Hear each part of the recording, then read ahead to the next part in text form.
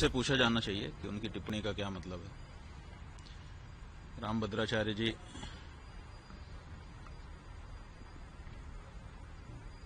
सबकी निंदा करते हैं। एक उनका दावा है कि मुझे 1.5 लाख पृष्ठ याद है, कंठस्थ है। दूसरा उनका दावा है कि हमको 23 भाषाएं आती हैं।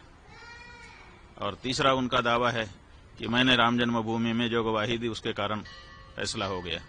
उनको अपनी योग्यता और अपने जो दावे हैं उनको जनता के सामने आकर के प्रमाणित कर देना चाहिए। प्रेमानंद जी को गलत कह रहे हैं। और प्रेमानंद जी क्यों गलत हैं? क्योंकि वो संस्कृत नहीं बोलते हैं।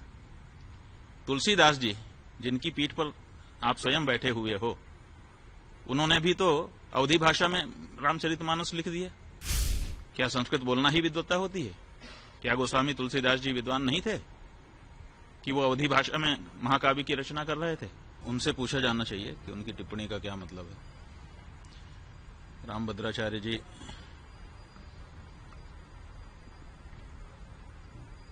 सबकी निंदा करते हैं।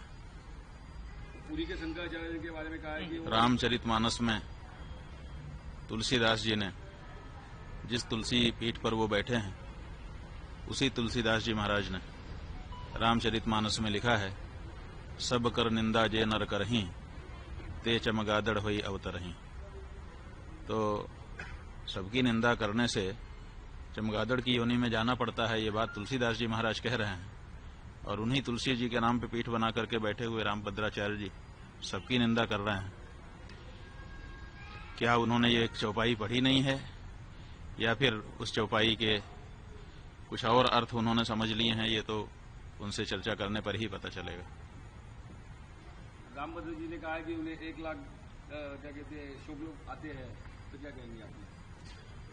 ऐसा है कि दावा किया है उन्होंने कि हमको कभी कहा है कि 1 लाख पन्ने याद हैं पृष्ठ, और कभी कहा है कि 1.5 लाख पन्ने याद हैं पृष्ठ। तो अब 1 लाख पृष्ठ याद हैं कि 1.5 लाख पृष्ठ याद हैं, इसकी कोई परीक्षा तो हुई नहीं है। दावा उन्होंने जरूर किया है।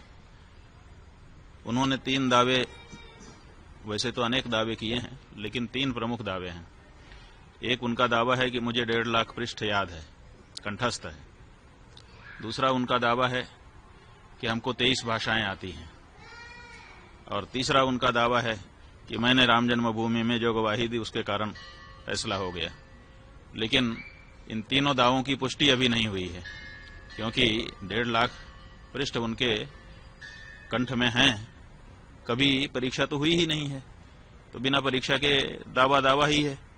इसलिए हम चाहेंगे कि 1.5 लाख पृष्ठ कौन कौन से हैं उनको निकाल के एक जगह पे रखें और फिर लोगों को आमंत्रित कर दें कि आइए, जिसको किसी भी प्रश्न से पूछना हो हमसे पूछिए, हमको सब कंठस्थ है।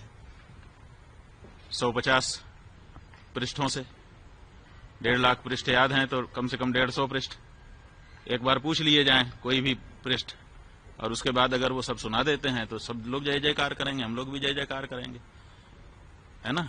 ये विश्व के लिए बड़ा अचंभा होगा कि हमारा एक संत 1.5 लाख पृष्ठ कंठस्थ करके बैठा है।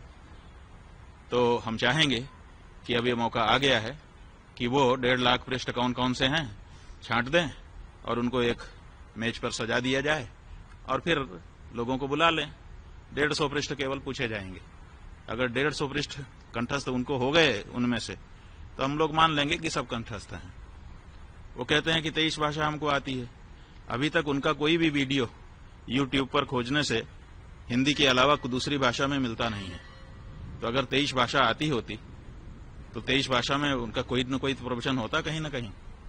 तो 23 भाषा कौन कौन सी है उसकी सूची वो बता दें। तो 23 उन भाषाओं के जो विद्वान हैं उनको हम लोग भेजेंगे। 40-40 मिनट का एक संवाद उसी भाषा के विद्वान के साथ उनका हो जाए। जय जयकार कौन नहीं करेगा, सब करेंगे। और तीसरी बात यह है कि वो कहते हैं कि राम जन्मभूमि में हमारे कारण फैसला आ गया, हम ही हैं। तो वहां के वकीलों ने तो इसके विरुद्ध बताया है, वहां के जज ने तो इसके विरुद्ध बताया है, इसलिए इसमें भी शंका हो गई है। इसलिए इस बारे में भी प्रमाण उनको सामने रख देना चाहिए और ये कहना चाहिए कि जो वकील और जो जज कह रहे हैं वो गलत है। लेकिन ये नहीं उन्होंने कहा है। जो उनको गलत बता रहे हैं उनको उन्होंने गलत नहीं कहा है, प्रेमानंद जी को गलत कह रहे हैं। और प्रेमानंद जी क्यों गलत हैं? क्योंकि वो संस्कृत नहीं बोलते हैं। तुलसीदास जी, जिनकी पीठ पर आप स्वयं बैठे हुए हो, उन्होंने भी तो अवधी भाषा में रामचरितमानस लिख दिया, संस्कृत में क्यों नहीं लिखा उन्होंने? क्या संस्कृत बोलना ही विद्वत्ता होती है? क्या गोस्वामी तुलसीदास जी विद्वान नहीं थे कि वो अवधी भाषा में महाकाव्य की रचना कर रहे थे, अवधी भाषा में राम जी के गुणगान कर रहे थे? अगर संस्कृत में बोलना ही विद्वत्ता है तो इस सिद्धांत के अनुसार तो तुलसीदास जी भी विद्वान नहीं आपकी दृष्टि में होंगे, क्योंकि उनका तो सारा का सारा साहित्य, चाहे वो बरवे रामायण हो, चाहे वो गीतावली हो, चाहे कवितावली हो, चाहे हनुमान चालीसा हो, चाहे बजरंग बाण हो, छोटे से छोटा बड़े से बड़ा रामचरितमानस, सब कुछ अवधी भाषा में है, संस्कृत में नहीं है। तो क्या तुलसीदास जी विद्वान नहीं थे? तो ये जो परिभाषा आप लेकर के आए और हमने ये पूछा है कि आप ये बताइए, प्रेमानंद जी महाराज दिन भर राधे राधे श्याम श्याम कह रहे हैं, तो राधे राधे श्याम श्याम ये जो शब्द हैं ये संस्कृत भाषा के हैं कि नहीं, और संबोधन विभक्ति में हैं कि नहीं? और जब संबोधन विभक्ति से अपदम न प्रयुंजित, अपद नहीं बोलना चाहिए, और वो उसको पद बना करके संबोधन विभक्ति में ढाल करके अगर दिन भर उच्चारण कर रहे हैं, तो आपसे ज्यादा संस्कृत तो वो बोल रहे हैं। आप कितनी देर संस्कृत बोलते हैं दिन भर में? बताइए। केवल प्रवचन में जहां उद्धरण देने का अवसर आता है, कुछ श्लोक आप बोलते हैं, उतना ही तो संस्कृत आपके द्वारा बोला जाता है, और वो दिन भर राधे राधे श्याम श्याम रटते हैं, जो कि पद है, जो कि संस्कृत व्याकरण की दृष्टि से शुद्ध शब्द है। तो वो तो आपसे ज्यादा संस्कृत रोज बोल रहे हैं, और आप कह रहे हैं कि वो संस्कृत नहीं बोलता है। माने संबोधन विभक्ति में जब भगवान का नाम बोला जाता है तो क्या वो संस्कृत नहीं होता है? और अगर संस्कृत होता है तो वो तो संस्कृत ही बोल रहे हैं, दिन भर संस्कृत बोल रहे हैं। आप उनको क्यों कह रहे हैं कि वो संस्कृत नहीं जानते हैं? तो ये जो बातें हैं, इन सब से पता चलता है कि या तो उनकी बात को ध्यान ही देना छोड़ दिया जाए, बिल्कुल अप्रमाण मान लिया जाए, और या तो फिर उनको अपनी योग्यता और अपने जो दावे हैं उनको जनता के सामने आकर के प्रमाणित कर देना चाहिए।